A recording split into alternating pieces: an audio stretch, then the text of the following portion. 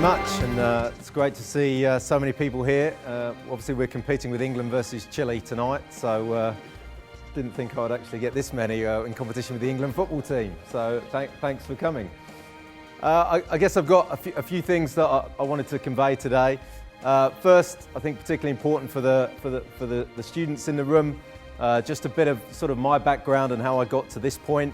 Because I think it's really important that people see that there is an avenue into the sports industry and it's not a kind of glass ceiling or a brick wall that you can't break through. Also, I just want to talk a bit about structures of sport from the experience that I've had working across many different sports and just how some of those structures really can lead to challenges. People think of sport as a very simple game. You know, if it's tennis, it's two people whacking a ball across the net. If it's football, 11 against 11, put the ball in the net. But actually how the sport is governed, how it's organised and how the commercial side of it runs can actually be very complex. So I've got a few examples of just my experience of that. And finally, because we're in the Olympic Borough, we're in Newham, I thought I'd just go through one of my previous jobs, which was Cadbury, being their sponsorship manager for London 2012, just looking at that activation plan, how we went about exploiting that sponsorship as Cadbury. So to start that, as has been said, I'm Paul Smith. I work for England Rugby 2015 at the moment. I started out my career, sadly, almost 20 years ago, working for an agency called APA, which is now part of Fast Track. John's in the audience, we worked together all those years ago. But I think even I'll just say a step back before that, I certainly didn't have the most glamorous academic career that you're ever going to see. Certainly didn't go to the most amazing school that you could ever want to see either. You know, got a few O-levels. That's how old I am. I did O-levels, not GCSEs. A few A-levels. Was lucky enough to go to West London Institute, or Borough Road College as it was known. Great sports college. It's part of Brunel University now, which is great because I can put Brunel on my CV, even though it's not true. And from that, I came out. I had a career, a very minor playing career. In basketball, played National League, Premier League for a couple of years with Crystal Palace, England under-19s. But really, when I was at university, I didn't have a clue what I wanted to do. Had no idea. I was interested in journalism, sports journalism, and really thought that was something I wanted to do.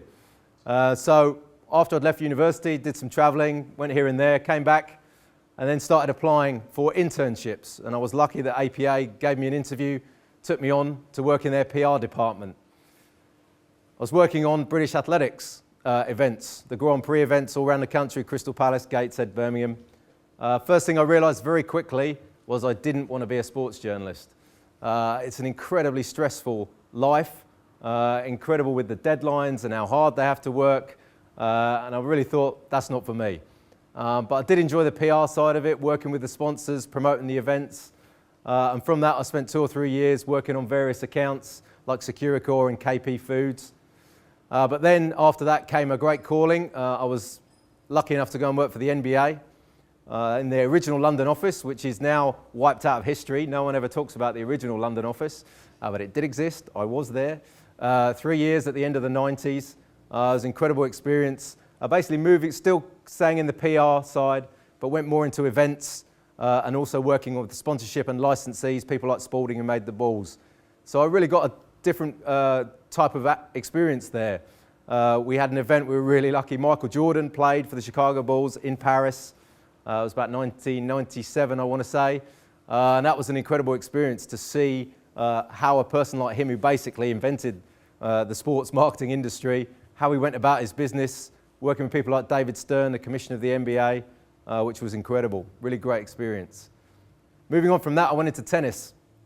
Talk a bit about that in a minute. But basically I had 2 hats in tennis. One was Davis Cup and Fed Cup, doing sponsorship activation, event delivery. And the other hat was the Olympic tennis event. So I was really lucky enough to work in Athens and then in Beijing on the Olympic tennis event. And from that, those 2 hats, sponsorship, activation events, Olympics, I went on to Cadbury to be their sponsorship manager. And following that, again, this is where I've ended up now, England Rugby 2015, head of city delivery, which is basically working with all the local authorities who are going to deliver the Rugby World Cup, working with all the sponsors on their activations in and around each host city, running the fan zones, as we call them, or live sites, as they were known in the Olympics. So really, as you can see, quite a wide bit of experience there, but really it shows that you can get in and around the industry. I've worked for a league, worked for an agency, worked for a federation, worked for a brand, and now working for a tournament organiser. So there really are lots of different avenues to get in and stay within the sports industry. So just, I think, a little bit where I wanted to start. If you also think about, at the moment, kind of all sports, particularly the Olympic sports, but all sports are professional. Since the advent of the national lottery and funding, all the athletes are professional. They might not earn huge amounts of money. I think it's £27,000 a year on the podium programme if you're a medal potential or gold medal potential, but they are still effectively professional athletes. They're being paid to do their sport. But actually some of the structures, some of the way the sports are organised probably haven't changed that much, and maybe haven't come through from the amateur era into the professional world. So you're actually trying to work and get around structures that have been in place in some cases for hundreds of years, which I'll come on to in Davis Cup.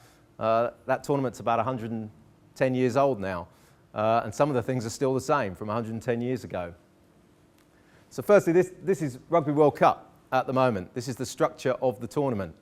Again, to explain for people that don't know, at the top there, the IRB, International Rugby Board, based in Dublin. The worldwide governing body of the sport, does everything from anti-doping, officiating, runs other tournaments, development work, but basically they own the brand of the Rugby World Cup, started in 1987. That World Cup in 1987, they organised it with 6 weeks' notice. It's quite an amazing achievement, 6 weeks' notice to put on an event. But now obviously things have changed beyond all recognition. My company's been up and running, it'll be 3 years by tournament time. But when the World Cup started getting bigger and bigger, the IRB set up what they call Rugby World Cup Limited, which is basically their company to go around the world every 4 years. Those people change location.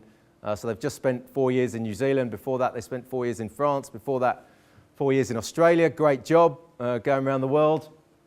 So now they're all in London in the same office as us. They have a commercial arm, which is IMG. Again, a lot of you know who IMG are. But what's important there is that the IRB owns pretty much all of the commercial rights for the Rugby World Cup. So whether that's hospitality, merchandise, licensing, sponsorship, broadcast, all of that, all those rights and all that revenue and all that money flows up to the IRB. I'll come back to that later because it's quite important about then how we as an organising committee operate. So IMG, as you can see on the right, they then sell all those things around sponsorship and hospitality. The RFU, host union of Rugby World Cup here in England, so they won the right to host the tournament in around 2009 and have created the subsidiary that I work for, England Rugby 2015. We have a separate governance from the RFU, separate budget, we have our own board, but we are effectively, have been set up, if you like, by the RFU. So we're the organising committee, we're the low-cog equivalent, if you like, for Rugby World Cup. Now, what does this mean? It means the only income that we get is from tickets. So from tickets, we have to fund the tournament, make a profit, give that profit to the RFU to put back into legacy, all from one source of revenue. So that automatically leads to questions about where you play the tournament, which stadium you go into, what the ticket prices are, how do we make sure we try and make it family friendly. So there's a lot of issues there that come with the way the actual tournament is set up and the way that we have to try and get round a lot of those things and work in partnership with those guys. If you think about just basic examples, so hospitality space. So hospitality sits with the IRB, sits with IMG. They sold the rights to a company called RTH. So they have massive, massive money that they've got to make back to pay for the license they've paid to the IRB. So when you're going to have a discussion about what the hospitality space is going to be at the Millennium Stadium or in St James's Park in Newcastle, there's a lot of different vested interests in how much space that will be. So if you come from the hospitality side, you obviously want the most space you can possibly get.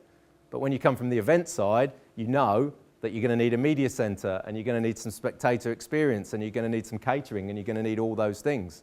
So you've got to juggle all those things we have as the organising committee and try and make sure that everybody comes out of it happy at the end. Another one is sponsorship.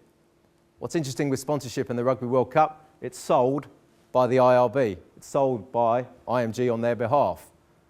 But who has to activate those sponsors on the ground? It's us, as the organising committee, England Rugby 2015. So it's very, very difficult because you're 2 steps away from the sponsors. We're not the account managers, actually, IMG are. But if they're going to activate and do things in the venues, if they're going to sponsor the volunteer programme, if they're going to do any of that stuff, that has to come through us. So it's sort of 3 layers of management, or if you like, fences that you've got to get over, and make sure you speak to the right person in Heineken or Land Rover or whoever it is, and make sure you go with one overall plan for the whole tournament and that we don't try and pick them off individually. We have contracts with the venues called venue hire agreements. We have contracts with the cities called host city agreements. It's basically we are getting that venue in, if you like, match day mode. But again, it's the difference between something like a World Cup, particularly from a media and broadcast perspective. If you're Newcastle United, and even if Sky are broadcasting your match, you've kind of got Newcastle media, got some little bit of national media, and whoever the visiting team is, and one broadcaster. We've got at least 10 broadcasters at probably every match. We've got 200, 250 media, written media, just coming to even the smallest of matches.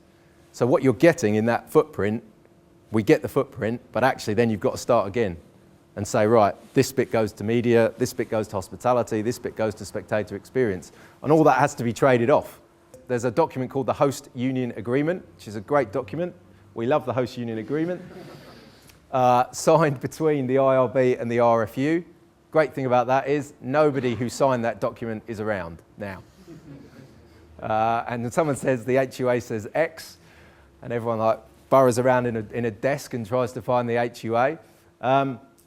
I think that's one real positive thing about how when you end up working in this relationship, we're actually all in the same office. We're in the same building. And actually, those sort of things like an HUA, of course you need a contract, you need a hosting agreement, but actually, if you can put it in the drawer and just work it out, but it does take time to get those structures, and especially when you've got Rugby World Cup limited people who've been around for quite a few World Cups. A lot of England Rugby 2015 people, there are some who came from the RFU, but lots came from all over, different experiences like me from Cadbury, lots of people from LOCOG. And actually it takes time to work out who are the best people to talk to and who you need to contact. And I think eventually, that's why we get the chance, because Newcastle's putting on a football match once, twice a week, 30, 35 weeks a year. It's hard for them to take a step back and go, actually, how could we change this? How could we do things in a slightly different way? Because they've constantly got events and things going on. So that gives us a slight, not advantage, but an ability to look at it in a different way.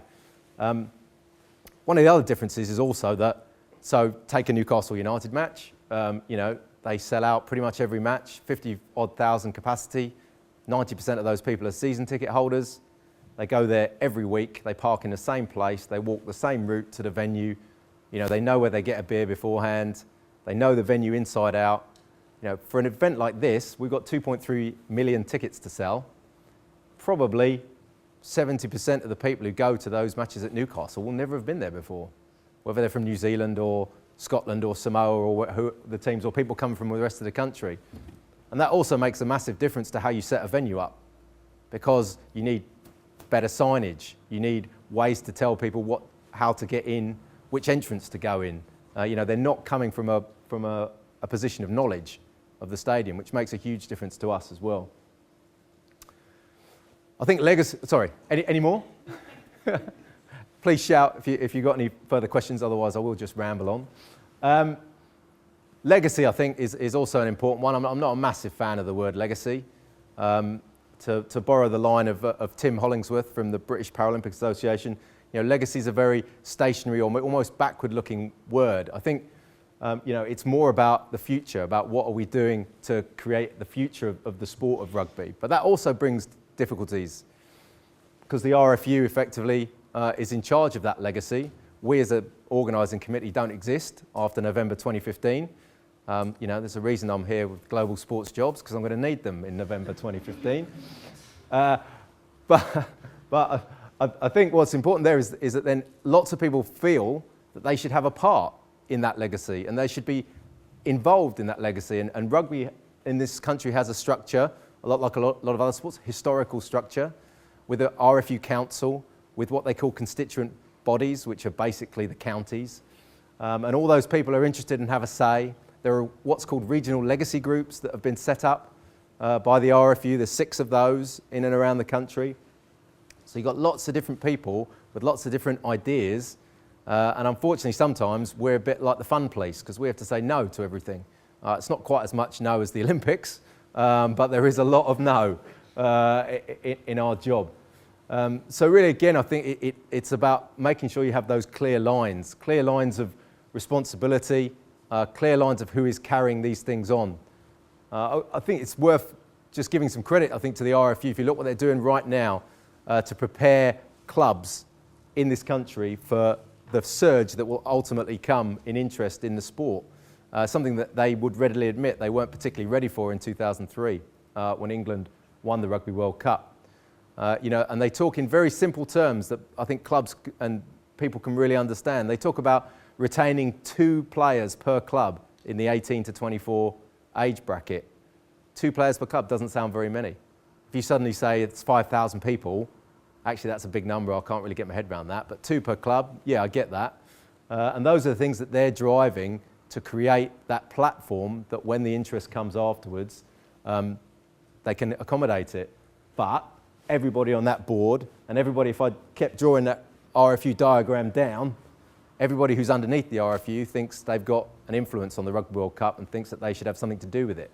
But unfortunately, that's not always going to be the case. So that's kind of Rugby World Cup.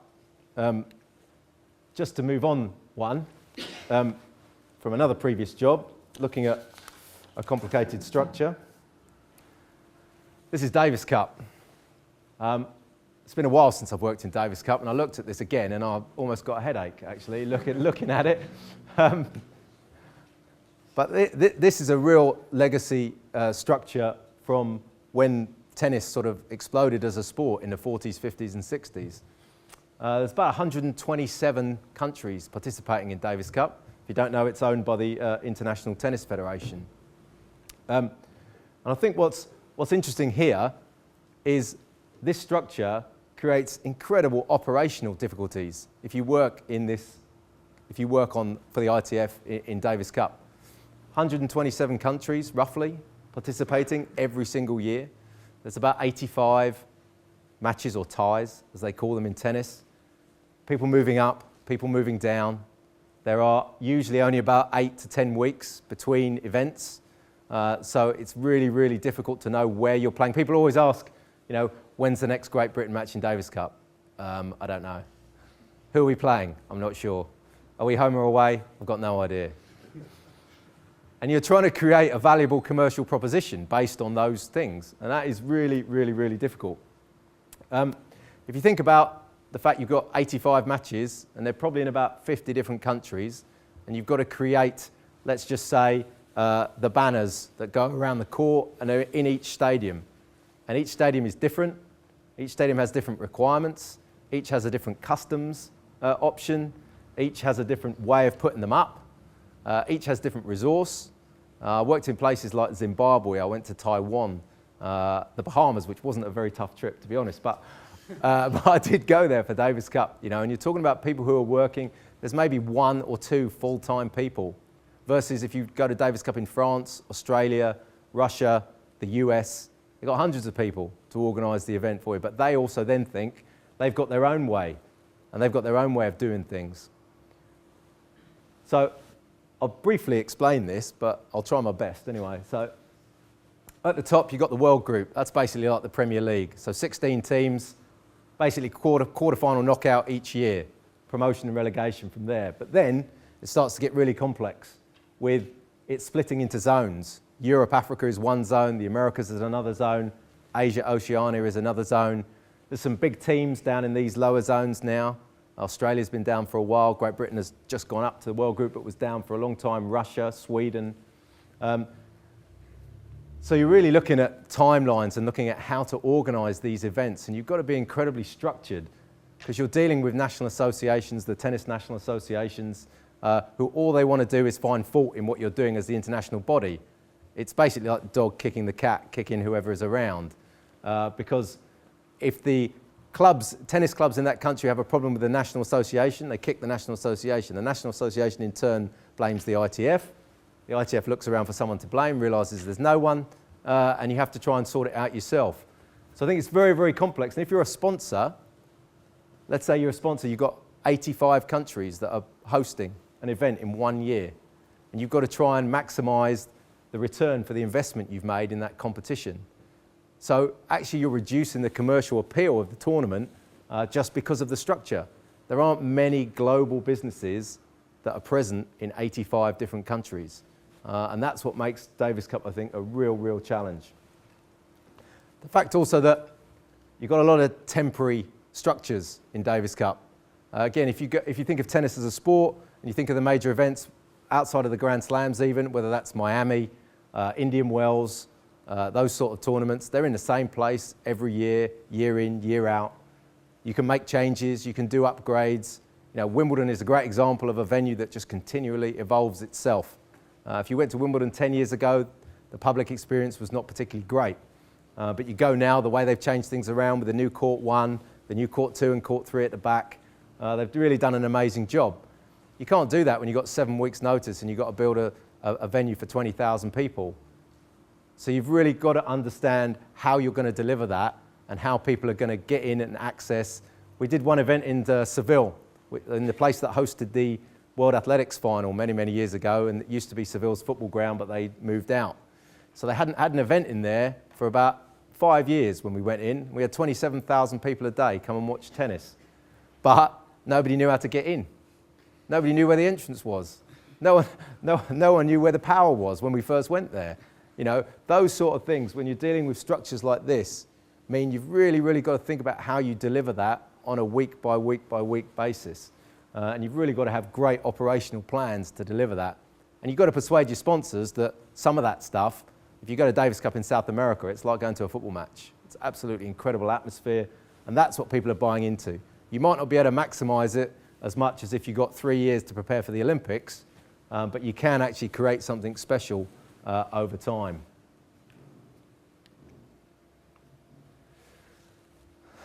So this is the third example. This is a slide that when I first went to Cadbury, and this is, I think, another important point for those of you sort of students coming up into the sport or looking to get into the sport industry. You know, Cadbury is an amazingly marketing-led business. But when I went there, people had no idea about sport and how sport operated and what was potentially being bought with an Olympic or other sponsorship. So if you know sport, this is kind of obvious. If you've been around the sport, it's quite obvious. But some brilliant questions. I used to put this slide up and present it to the marketing teams, the brand teams, and some great questions would come out that are totally obvious when you think about it. But why are the BOA and the BPA separate organisations? Why are they not one? And I couldn't give them an amazing answer, to be honest, other than historical. You know, and there's a big probably debate to be had about whether they, in fact, actually now, ironically, the BPA probably wouldn't want to be a partner of the BOA because they're probably in a better position following 2012. But at the time, in 2009, that was a really, really obvious question. And why do you need 3 Quangos to run sport in this country? Again, couldn't really give them an answer, other than you can trace Britain's Olympic success to the lottery and UK sport. But it doesn't mean it's the most obvious. And why, again, in DCMS, why is sport part of the Department of Culture, Media and Sport? Why is it not a sport ministry? Again, couldn't give people a great answer for that. And it's even less important now in the recent reshuffle. Sport has gone further down the pecking order within the DCMS. So I think, again, what's important, if you're going to work in the sport industry, you can't assume that everybody who's going to touch that thing that you're doing, whether it's an event, whether it's an activation, whether it's above the line, that they actually understand what it is they're doing or what it is they've bought or they might buy. And that is where I really think you can make a point of difference. I'm a bit of a sport geek. I'm the sort of person, if you ask me, who won the FA Cup in 1980, I'll probably tell you, and probably tell you who scored. As we're in Newham, I didn't realise I'd done that. Trevor Brooking, 1-0, West Ham. There you go. But that's just me. I've got that stupid brain. If I could have done it in a more professional way, I'd probably be a doctor, but I can't.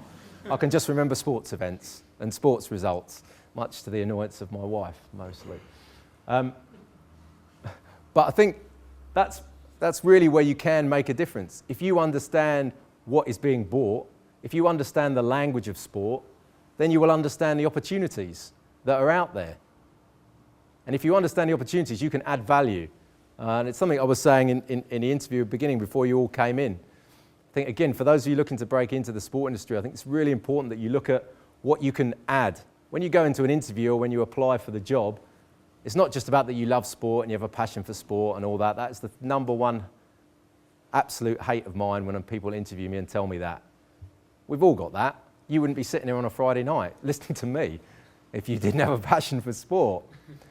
But you've got to think about what is it you're adding. So if you want to work in PR, talk to John, because he's got a lot of experience in that. But if you did want to work in PR, what are your top 5 story ideas? If you want to work in broadcast, how does the production work? What's the difference between dirty feed and a clean feed? You need to know this stuff, and you need to know what you're adding to that.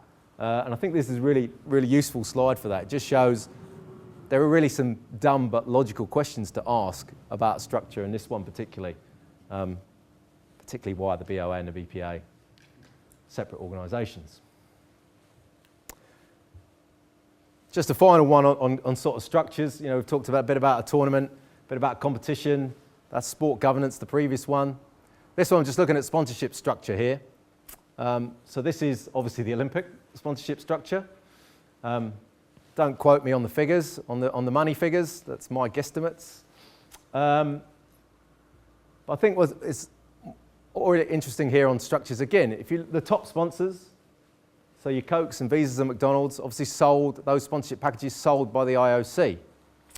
The other packages, Tier 1, 2 and 3, were in 2012 sold by LOCOG, are currently being sold by the Rio Organising Committee. But who actually pretty much delivers all of that on the ground? Actually the Organising Committee, on behalf of those sponsors and on behalf of the IOC. So when you get to a situation of trying to work out who's going to get what, for example, on the Olympic Park, that's a pretty tough decision if you worked in client services for LOCOG. I know that somebody there worked for client services in LOCOG. So that's a pretty tough job. And especially when you've got companies like Coca-Cola who basically have an Olympic department who just go around the world and deliver that stuff and come in en masse from Atlanta and say, this is how we always do it, versus, guys like a Cadbury who are doing this because it's in London and because it's in Britain, but have got some amazing ideas that most of them you get told no and you can't do it. But I think also what's interesting here, again, the figures, they're just what I know, what I'm aware of. But actually, that 100 million or whatever it is for a top sponsor, that gets you rights in every single market around the world. Use the rings, activate everywhere. The cost to get in Tier 1, Tier 2 wasn't far off that. And where were your rights? They were in the UK.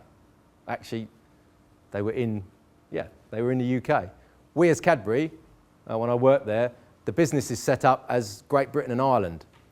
So sponsoring LOCOG, as we did, we had to cut a separate deal with the Irish Olympic Committee. So we could actually use the entire supply chain that we had across Great Britain and Ireland. Interesting thing about that is, obviously, the Olympic Committee of Ireland knew we needed those rights, as did the Paralympic Committee of Ireland as well. Probably the most money they've ever made. But we had no choice. We had to buy them out because of the structure, because of how these things operate.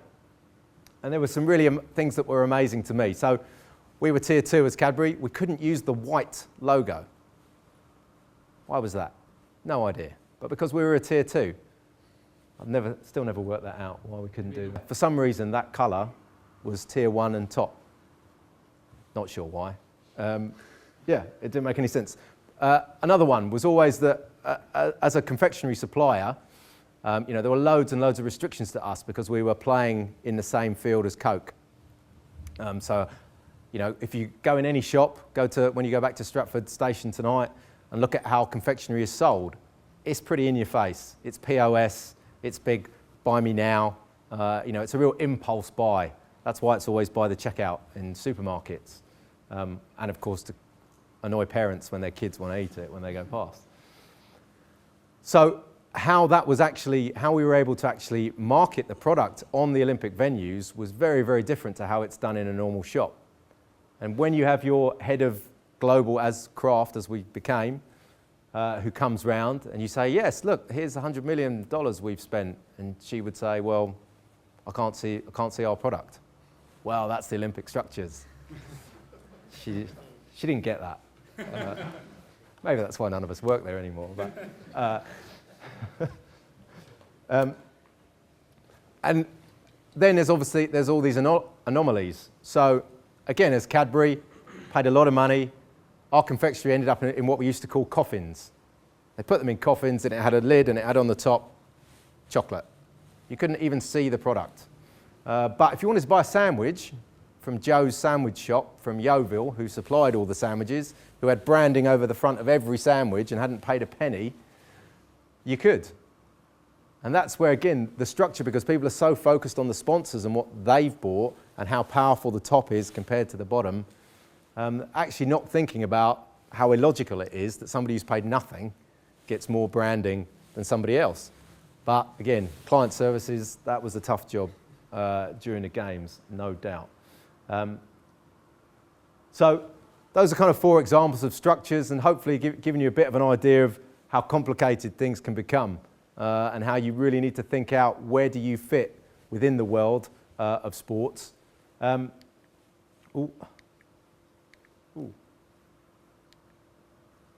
So I'm just going to spend a little bit of time talking about Cadbury in general and what we did when I was working there.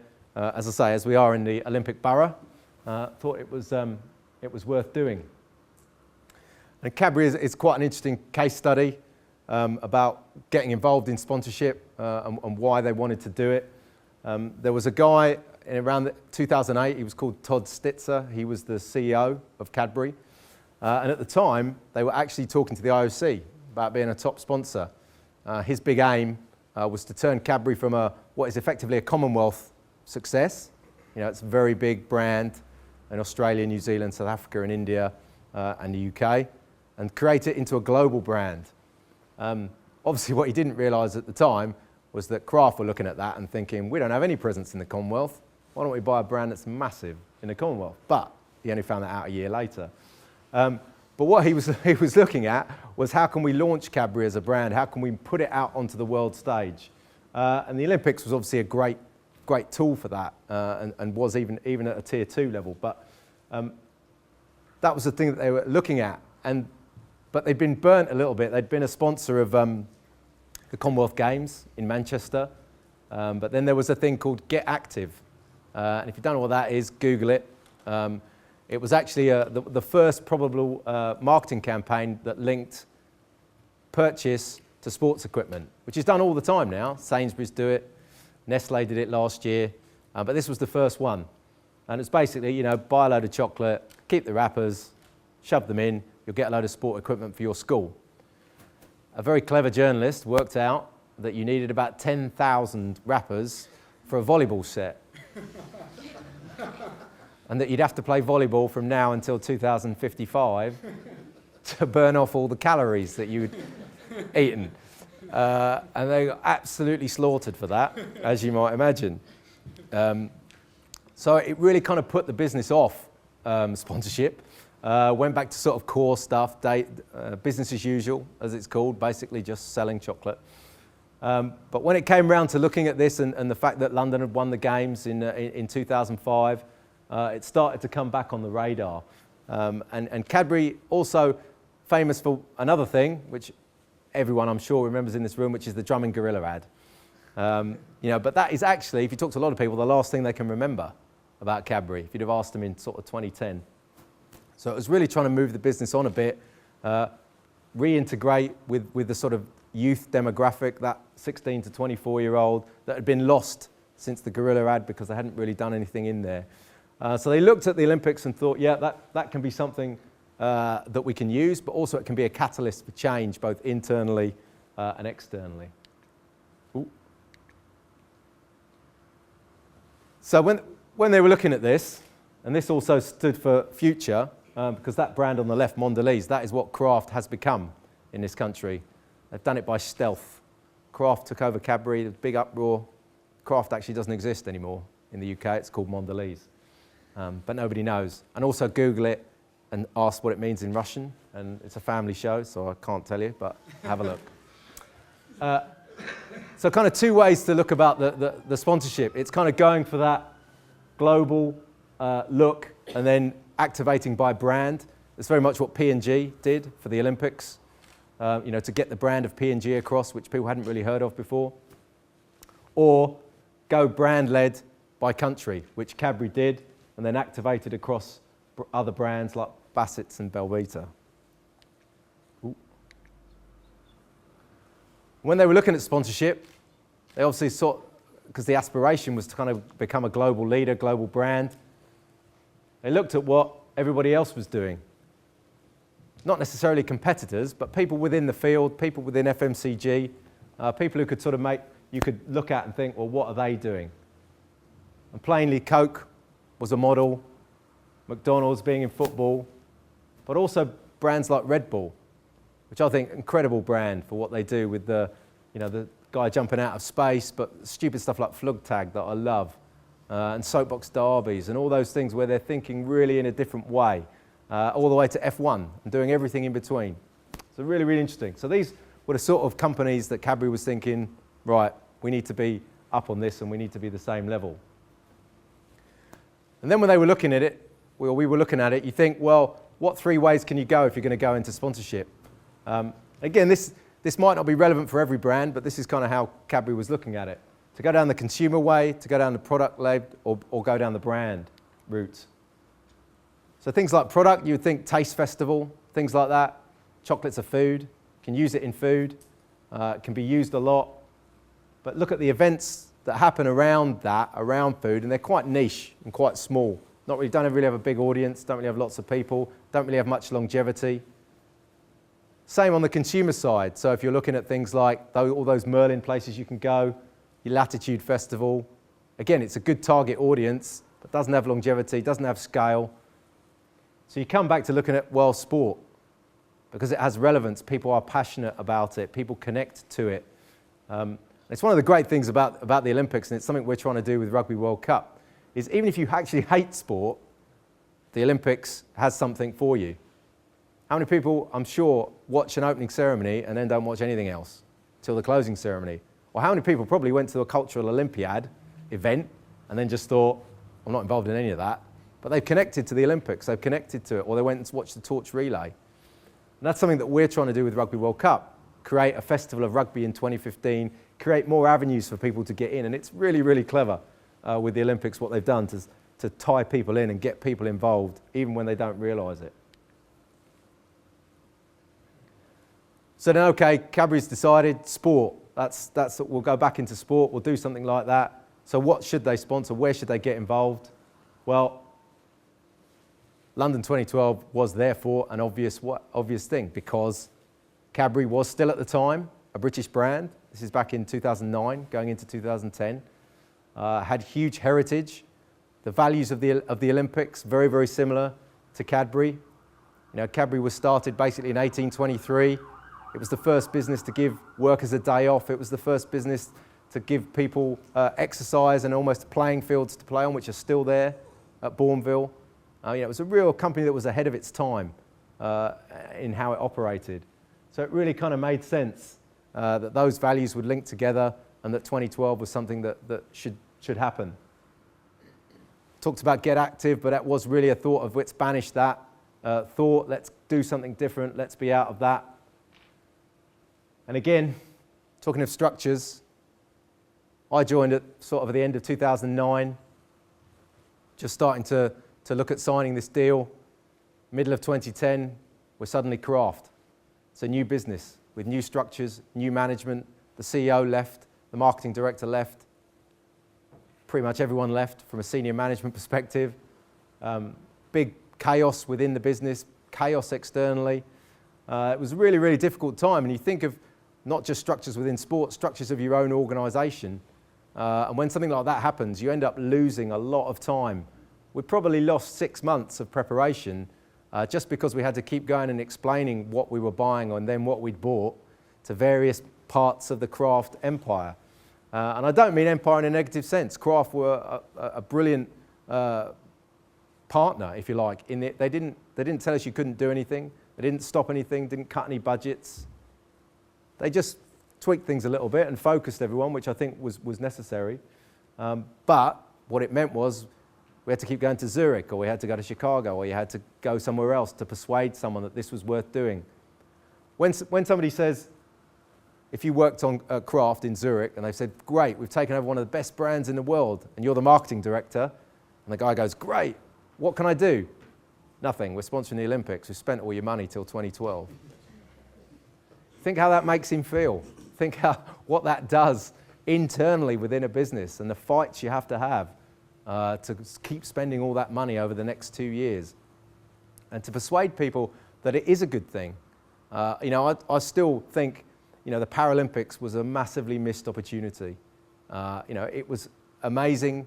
We knew it was going to be great, but we couldn't persuade enough people within our business because they didn't understand what the Paralympics was going to be and what it was going to be. And that really, I think Sainsbury's did a great job. But then, after that, I think people missed what was an amazing opportunity. And one of the reasons for that, for us, was this internal change and the change of the structure. Ooh.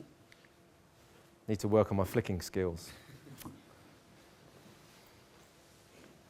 So again, if you followed what Cadbury was doing around that time, we actually named ourselves official treat provider, which was, and I wish I'd come up with it, it wasn't me. And the guy who did is not in the room, so I could claim it if I really wanted to, but I won't, because it wasn't me.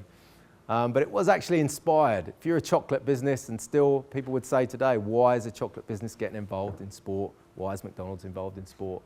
Well, firstly, because athletes do actually eat chocolate. It's a great source of energy for them. But actually, the thing about chocolate is, if you give somebody a free piece of chocolate that's worth 10 pence, they will smile for the rest of the day. It's incredible. It is truly a treat. And to be official treat provider meant we could play in a slightly different field to everybody else. We weren't trying to be very technical like Adidas. We weren't trying to be very linear like Visa and use athletes as a real reflection, try and sort of rub some of that dust off an athlete and put that onto the brand. We were just about chocolate is fun. You can enjoy yourself, get with your friends together, play anything, doesn't have to be sport. It can be just a board game, can be anything, and you can interact then with each other, and then you can eventually turn that sort of play and fun and take it into sport and following Team GB and being a part of the athletes. It was really a space that we sort of created and then could own during the games and in the lead up to the games, because also we didn't have the budget of a Samsung, Panasonic, Coke, McDonald's. I came from pure sport, from the ITF, where we had no money. And then you suddenly go to Cadbury and like, wow, I've actually got some budget to spend. And then someone says, yeah, but do you know how much Panasonic's got? And you feel quite sad about that at that point. You realise that you haven't got much money. But you've really got to be clever and work out how you're going to spend that money and spend it effectively. Because again, a bar of chocolate probably costs about £1 now. But if you spent $40 million to actually buy the rights, that's a hell of a lot of chocolate bars to sell to make that money back. And I think another interesting thing is the team that was created at Cadbury. People who came from all around the business, outside the business like me. I was there just before the contract was signed, so able to have some sort of input. But actually, we didn't have any input in the contract anyway, because the IOC told us what was going to go in it. But then everybody else comes on, and a decision had already been made way back in 2008 after Beijing that Cadbury would sign Becky Adlington as an ambassador. Didn't really know what was going to be done with her, but that was already made. Contracts already in place. Restrictions are already there. And suddenly you bring a whole group of people together who've got all these great ideas, and you've got to tell them, actually, we can't, because of the structure of the contract, because of what we've bought, because of the internal situation. You can't do X, Y, and Z. And that's very, very difficult when you've got a load of really ambitious and excited people about what was going to happen. Ooh. So also, I think, put some logos up there, the Team GB, the Irish Olympic Committee. Again, it's one of those things, people never understand what they've bought. So we're sponsoring the London Olympics, right? So we can use Vicky Pendleton, and we can use Chris Hoy, and we can use all this stuff. The pure marketing guys didn't understand what it is we'd bought, didn't understand the brands, and also the value of the brands. I don't think anyone understood the real value of Team GB. If you look at some of that research that was done, even in 2009, 2010, Team GB was not a particularly well-known brand. People knew Team GB was at the Olympics, but didn't know it sort of carried on through over 4 years. But now, it's probably one of the best-known brands in the country. Everybody's got a piece of merchandise, a hat with Team GB on it, a scarf or whatever from the Olympics. I'm really then looking at how are we going to maximise the sponsorship? How are we going to try and make back all that money that we'd spent? And kind of splitting it into 4 bits, which I'll talk about a bit later. The sort of colleague, community, consumer, customer. So you're really narrowing it down and saying, okay, these are the 4 things that we're going to focus on and put our money and put our investment and put our time into that. Because there's another thing with something like the Olympics or any sponsorship and any event actually, is you can spend so much time thinking about all the millions of things you can do. You actually at some point need to narrow it down and say this is what we are doing and get everybody going in that direction. Because again, new ideas, new stuff thrown into the mix just causes complications. Athletes, talked about before, people didn't realise that we actually then had to contract athletes. They thought we'd get a load of stuff for free. And that also, this I think is probably a Cadbury specific point. Cadbury is, I saw it again recently, Cadbury Dairy Milk, #1 brand in this country, shown as the most loved brand. Cadbury is sold in 100,000 outlets in this country. So it's not like people don't know who Cadbury is or what it is. So what we needed with athletes, what we wanted was a team that just reflected the country, that when you looked at them, you said that could be Team GB. So we had 3 male, 3 female, 3 Olympians, 3 Paralympians. We had all ethnicities. It was really just, and they were fun, and they wanted to work with us, and they had great stories. It wasn't about signing a Michael Phelps, because he's really, really bloody good. Or, which always people used to say, why don't we sign Steve Redgrave? And I would say, well, firstly, we can't afford him. But secondly, he's diabetic. Why would we? We're a chocolate company. But it's things like that. People don't understand. People don't know those things. And again, I think it's that if you've got that knowledge, if you've got that interest to find out those things, you're actually adding value. You're stopping people making a massive mistake and spending a hell of a lot of money on someone that you can't even use. So again, I think just having that knowledge, having those things, it's really, really important. And it wasn't so important to us that our athletes won medals, actually, because we activated for 2 years before the Games. It was great that they did. Becky Adlington winning a couple of bronzes. We had Jordan Wiley on the right there in wheelchair tennis, won a bronze. We sponsored Richard Whitehead, he won a gold in the Paras. But actually, that wasn't the be-all and end-all for us. We sponsored a guy called Tim Brabants. And he is an amazing, amazing guy. And we used him, we decided each athlete would have a role within the business. And Tim's was colleague engagement because he's an emergency medicine doctor in his spare time. So he works in A&E departments. So basically, he trains all the hours of the world. He's got 2 kids, a wife, and he's an emergency medicine doctor. He can tell a story about coping with life and pressures that you can't get anywhere else. And actually, he's a gold medalist from Beijing, but much cheaper than Steve Redgrave, I'll tell you that. So, I won't go into that too much, but we talked about kind of where we looked and the 4 main things that we went through at that point. And then kind of having a narrative, this is a consumer narrative, about how we would kind of work our way from being someone who had done nothing in sport for almost 10 years to then being somebody who was part of the furniture by the time the Games came around. any sort of pure marketeers in the room, if there is anyone, spots v stripes, you can have a really big debate about whether that was successful, whether it wasn't, did you like it, did you not? Some of the figures are quite amazing though, and it was not, I hadn't been in the business that long at Cadbury, and actually 250,000 people signed up for the Spots v Stripes website, 250,000 people. And at the time, that was a disaster within the business. The aim was 1.5 million. But you think about now, how many brands can get 250,000 people from scratch to sign up to a website? And it was actually right at the time where websites really just became functional front-end things, and Twitter and Facebook and social media became huge. But yeah, a huge number of people just because of a brand like Cadbury. And then in store, this is really where obviously Cadbury can make its money back, but also this is kind of where we decided to bring the challenge, bring the fight, if you like, because we knew we couldn't compete at games time. If you went through Heathrow, you go through any airport at the Olympics, in any Olympics, if you're going to Sochi, good luck if you are, but if you are going, go through the airport and you will see Samsung and Panasonic everywhere. They love buying up the airport advertising space. It's incredibly expensive, but they do it. That's one of the things they do. But we took it in store. We decided to do things almost like at a grassroots level, if you like, and doing everything, you don't know how difficult it is to make a specific Paralympic chocolate bar to go into Sainsbury's. People would ring us up and say, oh, I'd like 10,000 bars. You go, sorry, unless you're talking millions, this is not going to happen. So to create something like that is actually really, really expensive, but a real point of difference, and really it actually went remarkably well, those bars. And really so we could say in the whole of 2012, from January through to August, in store, that we had more presence and more visibility than Coke and P&G, and that's independent research, that wasn't Cadbury's research. This is what I talked about earlier on the Olympic Park. So this was how we had to sell our products.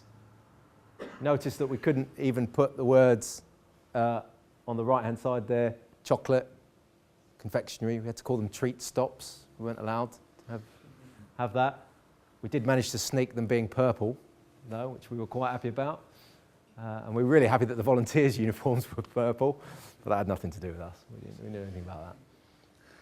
But also from the independent store as well. If you came through Stratford Underground, for example, during the Olympics, when I think it was Lloyd's TSB bought out the whole of Stratford, did a station takeover. We did one thing, and we did a deal with the guy who owns the cafe in Stratford Station, which cost us the princely sum of 250 quid and 40 free boxes of Cadbury. Big Cadbury sign. It was the first thing you saw when you got off the tube as you walked down through to Westfield, but cost us nothing. And we did that all around London and all around the country, really just thinking a little bit cleverly, not really with the big budgets of everybody else. And then, eventually over time, again, I can say this now because the Olympics is long gone, but over time when we were on the Olympic Park, telling all of our guys, don't worry about what LOCOG says, don't worry about what the IOC says, just put your product everywhere. And that's what we did. Internal colleague engagement, I think, is really a big part of sponsorship these days, and really key, again, for a brand like Cadbury. But I think across the board now, people are really seeing that you can actually, even if you don't want to do consumer-facing stuff, you can use colleague engagement, and it can really be beneficial. We did a lot of stuff with the BPA. We did a lot of stuff with the Right Across Britain people. Really was quite an amazing part. A brand like Cadbury also or a business like Cadbury used to track sort of people's enjoyment of working there. And you can imagine when the takeover happened, those scores went south quite dramatically because it was quite a difficult time. But actually, it was worse to have been a craft employee, because if you were a craft employee, you lived in beautiful Cheltenham. You walked to work every day. And then they gave you a choice and said you can go and work in Uxbridge or you can go and work in Birmingham. And you live in Cheltenham. It's a beautiful place. So it was actually much tougher for the craft people, but nobody ever realises that. So it was really a part of really getting that colleague engagement. We used about 500 colleagues on the Olympic Park. So all those people selling our product, if you went to the Olympics, they were all Cadbury employees.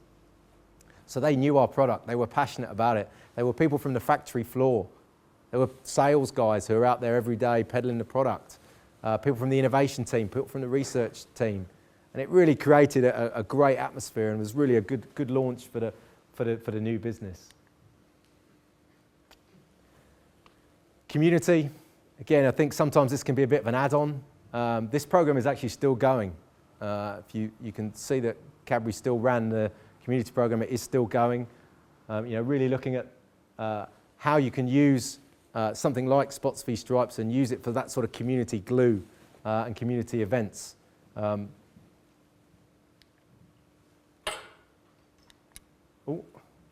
definitely not good with this.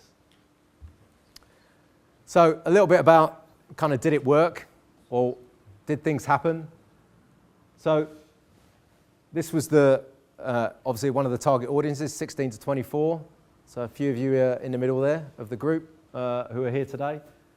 Really trying to re-engage with that group, using Twitter, using social media for Cadbury was really important. And you can see these ones. Cadbury basically went back into the top 100 brands amongst that demographic. Engagement scores were off the roof. Brand engagement is a very important score for an FMCG business.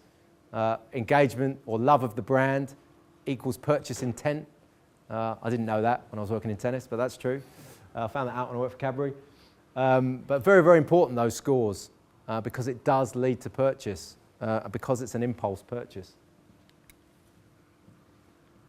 And this was ultimately the position that Cadbury created in sport because of the Olympics. So it's that sort of play that led to games, that led to the sport. What was interesting, from a standing start, Cadbury got about, I think, 250,000 Twitter followers by the time of the games. Which again, it's not Eddie Izzard numbers, but for a brand, it's pretty good. And by the end of the games, people were actually asking us on Twitter what the results were from various sporting events. That's kind of mind-blowing that someone would think that Cadbury was going to know. Okay, if they'd have asked me, I'd have told them, but not the guy running the social media side. So it really sort of gave you the idea that we had permission there. We could play in that area, we could play in sport, and it was quite an interesting thing.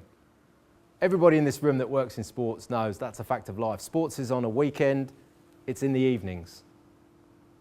That is number one. You are going to be working in the evenings and at weekends. You're going to be working all the hours of the world. When I was, having a very average sporting career, I was really lazy and I didn't want to do all the training. And now I find it quite bizarre, because when you work on an Olympics, you work pretty much for 2 years, 16 hours a day. I thought, why couldn't I have just bothered a bit more when I was training? But I didn't for some reason, I guess because I was young and stupid.